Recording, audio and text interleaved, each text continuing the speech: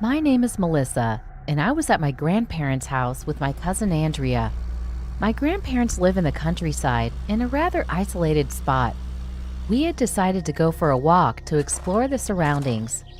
We walked for a long time to reach a place where there was a very busy road, and on the side, there was a private property blocked from access by a gate. Further on, we spotted a small passage leading into the field, so we decided to go.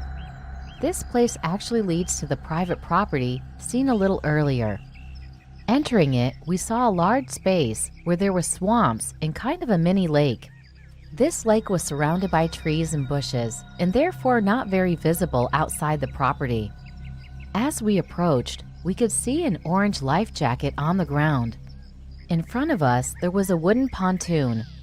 We wanted to go, but we first had to walk a very narrow path by the side of the lake to access it. While we were walking, we saw a sort of blue plastic tube with a rusty metal stopper filled with marble, with illegible writings on it. Continuing on, we saw huge nutria in the lake, and therefore turned around. As we retraced our steps, we noticed a can of yellow gasoline, a pair of torn shoes, and pieces of pipes scattered all over the place, as if people lived there. Andrea decided to go to the small forest next door, where you could hardly see inside the car. There were a lot of trees. I preferred to stay near the lake because I had a very bad feeling. To give her courage, I spoke to her, but the more she walked, the weaker her voice was. But I still managed to hear that she had arrived at a place where it was a broken blue dresser with a sleeping bag and a wooden cabin. She kept going, but suddenly she stopped talking, and I had no news from her for a few minutes. Panicked, I decided to call her, but I fell directly on her voicemail.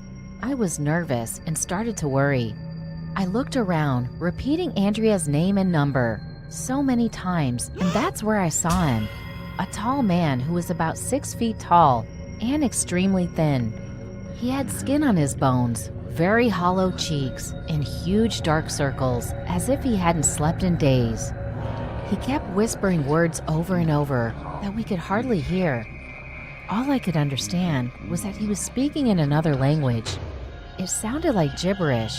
He had a blood-stained axe in his hand. Terrorized, I prayed it wasn't Andrea's. Unfortunately, I couldn't wait for it because the man started chasing at me at maddening speed. I ran with all of my strength until I finally reached the road. Fortunately, cars circulated, they were moving, and the man had returned to the woods. My fear was at its peak, but I kept running along the road to get away from there. As I was running, it was a miracle. I saw in front of me 100 yards the silhouette of a young girl my age. And that silhouette actually belonged to Andrea.